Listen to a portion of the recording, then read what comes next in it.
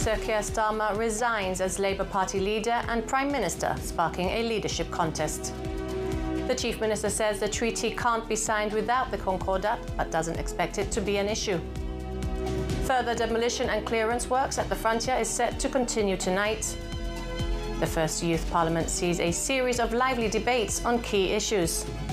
And Camp Bay Pool is closed for essential maintenance until Thursday.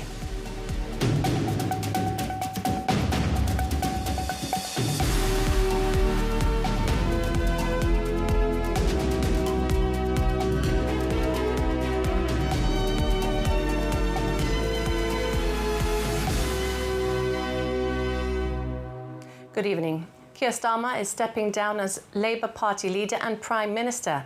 His resignation follows weeks of intense pressure and paves the way for the new Makerfield MP, Andy Burnham, to take over.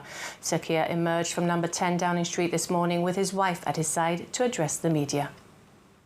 The writing has long been on the wall. After just 717 days as Prime Minister, Sir Keir Starmer today called time on his premiership. With Labour's 2024 landslide victory visibly crumbling among the rise of Reform UK and a perception that his government has failed to deliver on its promise of change, there's been a growing call from his own MPs for him to step down and to make way for a new leader. Last week, after the Makerfield by-election, which saw Andy Burnham return to Westminster, Sir Keir insisted that he would stay on and fight any leadership contest. But then a week is a long time in politics. The question my party is asking now is whether I am best placed to lead us into the next general election. I have heard the answer of my parliamentary party to that question, and I accept that answer with good grace. Every decision I've taken has been about putting the country I love first. That is why I will resign as leader of the Labour Party.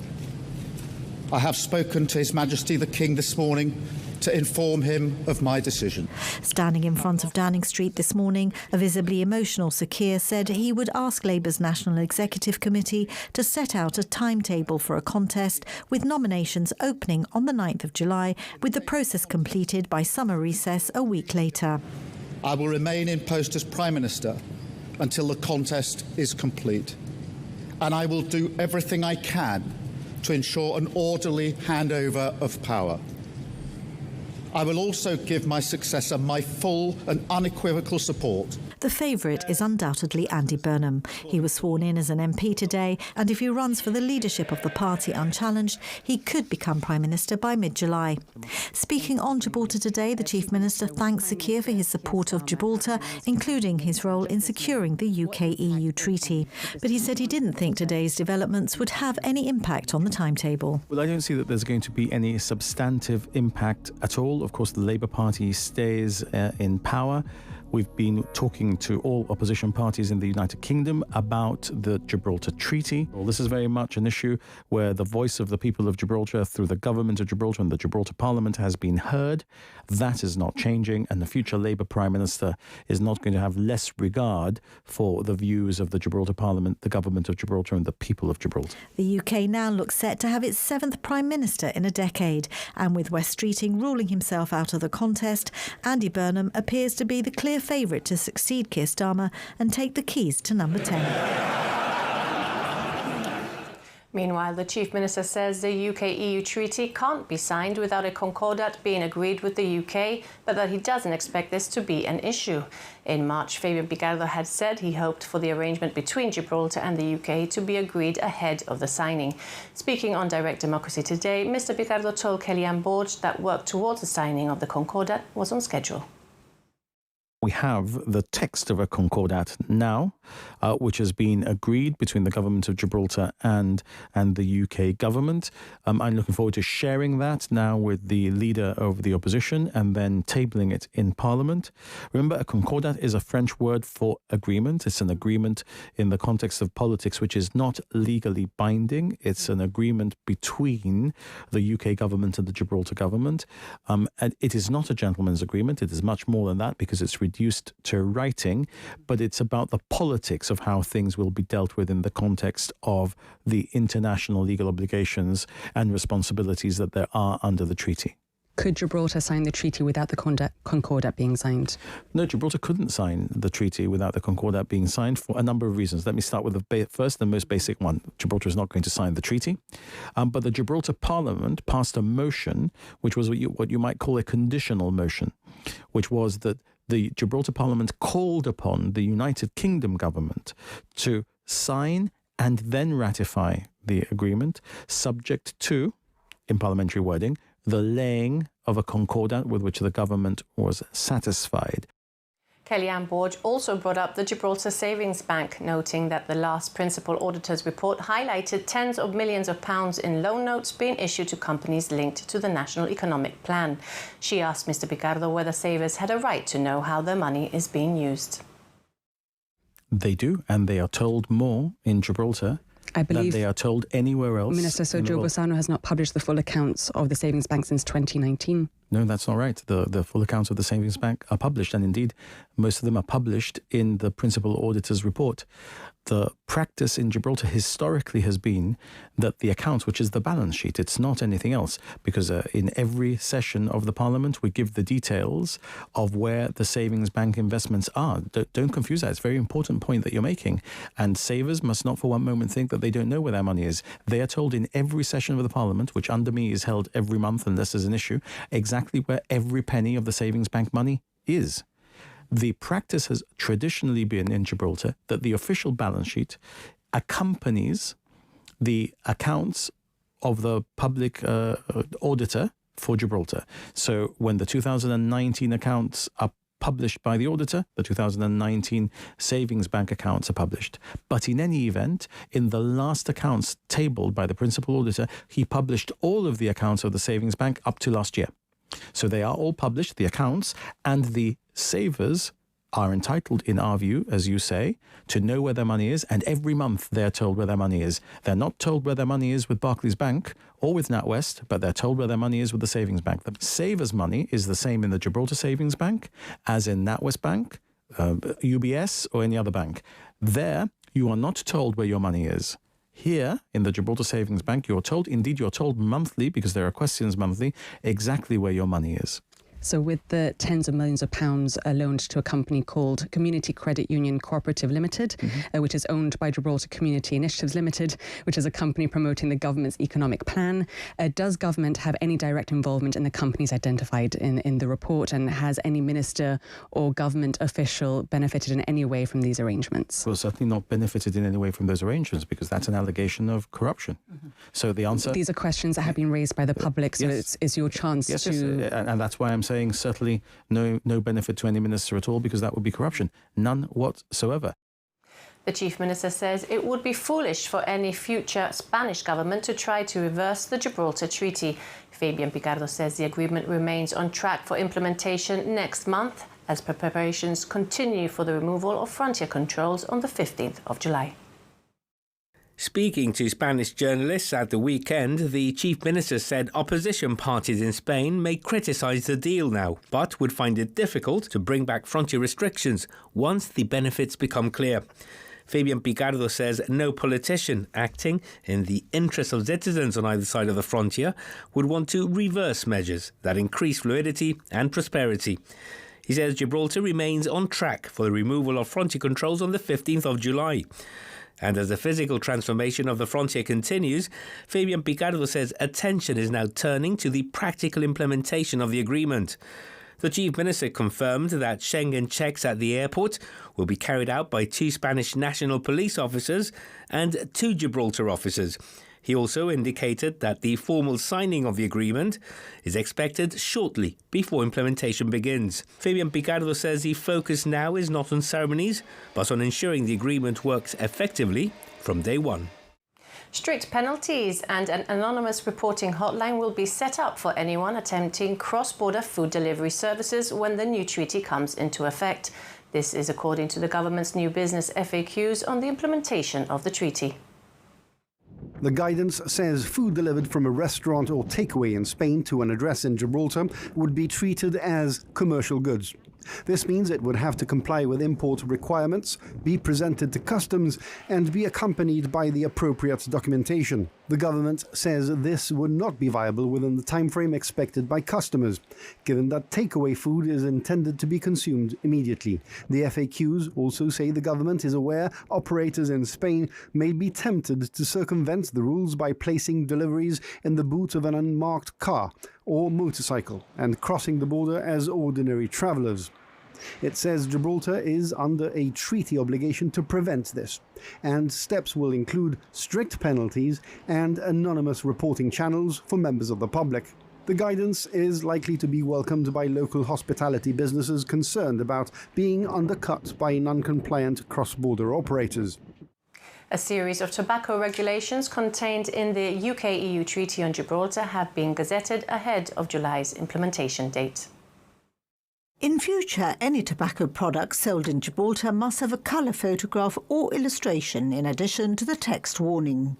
The combined warning should cover 65% of the front and back of the packet.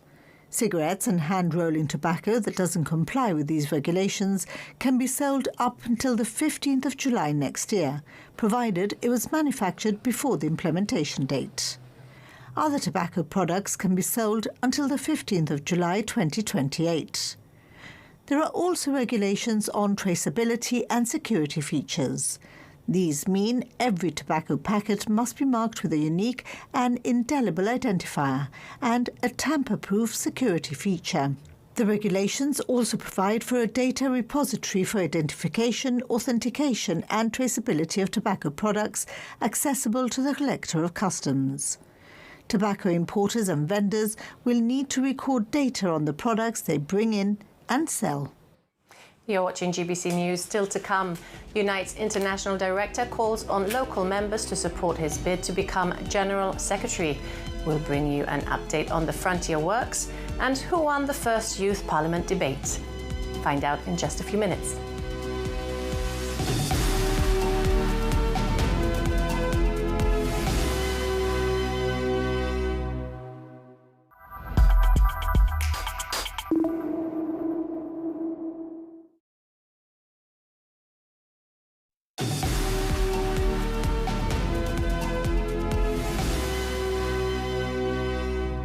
Welcome back. Unite's International Director Simon Dubbins is calling on local members to support his bid and vote for him in his campaign to become General Secretary. Mr. Dubbins says he is well attuned to Gibraltar's issues, having been here during the Brexit referendum and visited since.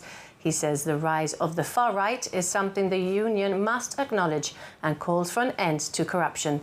He spoke to Jonathan Sacramento, who asked him why Gibraltar's members should vote for him. Well, look, I've been trying to say the union needs a fresh start and a new start. In terms of Gibraltar specifically, I want members here to know that I've been here for many years. I've been coming for many years. I was here prior to the Brexit referendum. I was here after the Brexit referendum, helping them to deal with some of the issues and problems that threw up. And more recently, I've also been here when we held a big conference to deal with and confront the challenges of the far right. So, as much as possible, I want them to understand that I'm aware of the situation here in Gibraltar. I understand the issues that they're dealing with, and I understand what they need going forward in terms of proper autonomy, but also proper support for the struggles that they are currently facing at the moment. And what specific issues about Gibraltar membership do you feel you could weigh in most on? Well, I think the membership and reps and activists here and officers have done a really good job in dealing with some of the problems. But what's coming up very clearly is two-tier workforces, agency labour, still not having, well, they've got some parity, but there's still a long way to go to make sure that people are treated with equal opportunities. That's always an issue, to make sure that they're treated fairly, but also that other members are not undermined. Right, so you're well versed on local issues? Yeah, I'm well versed in those local issues. I understand also that privatisation is a big problem, and expanding our union into the growing private sector has got to be a priority. So we need the resources and support there in order to grow the union so we can protect the members and the new members that we're hoping to win. One of the main points on your manifesto is combating the far right. Yeah. It's a tough ask. How do you feel that you can achieve that? Well, look, the very first thing we've got to do as a union, and I've been very clear on this, is recognise it's a problem. And there's a feeling that our union has been too silent about it for far too long, particularly in the context of reform in the UK. So, number one, we need to recognise the danger that it is. And I believe it's an existential threat to the union. Number two, we need to give our reps and activists the tools, the information and the support to be able to deal with those problems in the workplace. Number three, we have to up our game on social media. The far right is far ahead of us on social media, and we need to work internationally to make sure that we're working with sister unions and organisations to combat it. With the history here in Gibraltar, right back to the Franco period, I think people here recognise the dangers of the far right, and you've got a tremendous history to draw on of resisting the far right as well. So I think in terms of that agenda, there's a very strong relevance for our members here in Gibraltar. Look, I think we've got a lot of support within the union. Nominations close at the end of this week, but so far we've had nominations from every single region in the union, including from Gibraltar itself. We have had huge support from multiple sectors, so big workplaces like BMW, Nissan, Toyota are all supportive, including Jaguar Land Rover, Bentley, but the whole big swathes of the construction sector have nominated me. The graphical paper sector, parts of the aerospace and shipbuilding sector, including GE, including Rolls-Royce, including Siemens. So there's no doubt there's a wide spread of support in the union who see the agenda for bringing about a fresh start and change very much as I've been trying to articulate. And I'm very confident going forward that we have a real good chance, but there's a lot of work to do still. The frontier looked markedly different this morning, with further demolition and clearance work set to continue overnight. Canopies over the vehicle entry point and customs area have been taken down as work continues ahead of the planned removal of frontier controls next month. The Gibraltar government and Spanish authorities say measures are in place to minimise disruption and ease the flow of traffic through the frontier. The new arrangements are due to come into effect on the 15th of July. The first Youth Parliament has seen a series of lively debates on key issues affecting young people's lives. 16 teenagers aged 16 to 19 have debated a number of issues in the Parliament chamber, with proceedings overseen by Speaker Karen Ramage Phillips. The final topic, whether the voting age should be lowered to 16. Gibraltar's first Youth Parliament has given students the opportunity to develop their confidence and public speaking skills, while gaining first-hand experience of parliamentary debate. In the final session of Youth Parliament, 2 teams of 4 argued whether the voting age should be lowered to 16. Judging the debate, the Chief Minister and the Leader of the Opposition, alongside external adjudicators Dr. Jennifer Ballantyne Pereira and Jerry Aguilera. In the end, it was Team 3 that took the win. I had the confidence going in that we'd win, but to stand here now and actually say that we've won is completely different to feeling like we can. I had a feeling that we were confident, our team dynamic was strong, and obviously when the results show, it just shows the hard work that we put in. It's amazing to win, you know? Yeah, I'm so happy, I'm so proud of us. I think regardless of what the outcome was, I'm really grateful for the whole process and getting to know the people that I've gotten to know, and just the platform to stand in Parliament with the Chief Minister adjudicating you is beyond. So what did the Speaker of the House think of how it all went? I'm very proud of the young people. They've really debated with maturity and with confidence, coherent arguments.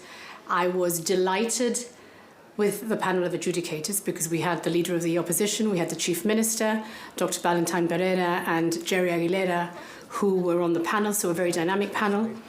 I was very pleased that we had many MPs sitting behind the candidates in the well of the chamber, which also put the message forward that this is one Parliament that serves everybody. And particularly grateful to His Excellency, who came across straight after landing in Gibraltar this morning to support the venture. So I couldn't have hoped for more. I think the young people were amazing. And I think from what I've been speaking to them, they've really enjoyed it. Whether the experience inspires a future career in politics or simply has helped to develop key skills, the initiative has given these young people a platform to debate issues that shape Gibraltar's future. In other news, Camp Bay Pool has been closed for essential maintenance but is expected to reopen on Thursday. The Department of Environment says the repairs needed are due to circumstances beyond its control and are necessary to ensure safety and the high standards expected by pool users. It adds that every effort is being made to ensure works are completed as soon as possible. To sports, the futsal and swimming seasons draw to a close, plus a busy few days ahead. Here's our sports reporter Robin Shepherd-Gaburro with the latest. While most of us were digesting Father's Day lunch, Lynx and Inter Gibraltar were full throttle in the futsal Rock Cup final. 6-2 the final score, Lynx completing a domestic treble. A seasoned goalkeeper, Jamie Roa, thought could not have gone any better. We've shown over the season that we have the team with the most quality. I think it was shown in the playoffs with against Europa, intense playoffs. And today, even though we were missing a few key players, we still proved, I think, the better team, I think. It's a very new team, a lot of new players coming in, young players, and we've proven we've exceeded expectations and done better than probably we thought we could have. Oh, we thought we could have, sorry, that the people thought of us. A brilliant atmosphere at the Lathbury Sports Complex on Saturday for GASA's end-of-season swimming gala. Non-stop races all morning. Christian Chang Chipolina and Katie Maddox, the big winners. They, along with a handful of others, are gearing up for the Commonwealth Games in Glasgow next month. A busy week ahead. The 10-pin bowling season draws to a close this evening. Lightning Strikes and Harlequins go head-to-head in the Cup final. And for Lightning Strikes, this would be an unprecedented fourth Cup win on the bounce. International basketball at the Tercentenary Hall. Gibraltar host Andorra, San Marino and Malta in Group A of the 2026 European Small Countries Championships. Action as from tomorrow afternoon. The PSA Gibraltar Open is without doubt the biggest event on the local squash calendar, and the competition began today down at Europa Point with a handful of locals involved before the professionals take centre stage as from Wednesday. And speaking of big annual events, the Gibraltar Sevens kicks off on Thursday. The event offers high-octane rugby in a festival atmosphere. The tournament has grown significantly over the years, attracting over 500 international athletes and more than 1,000 fans in its latest edition. That's all from the GBC News team for now. Don't forget, you can always catch up on our website and social media pages. Have a good evening. Good night.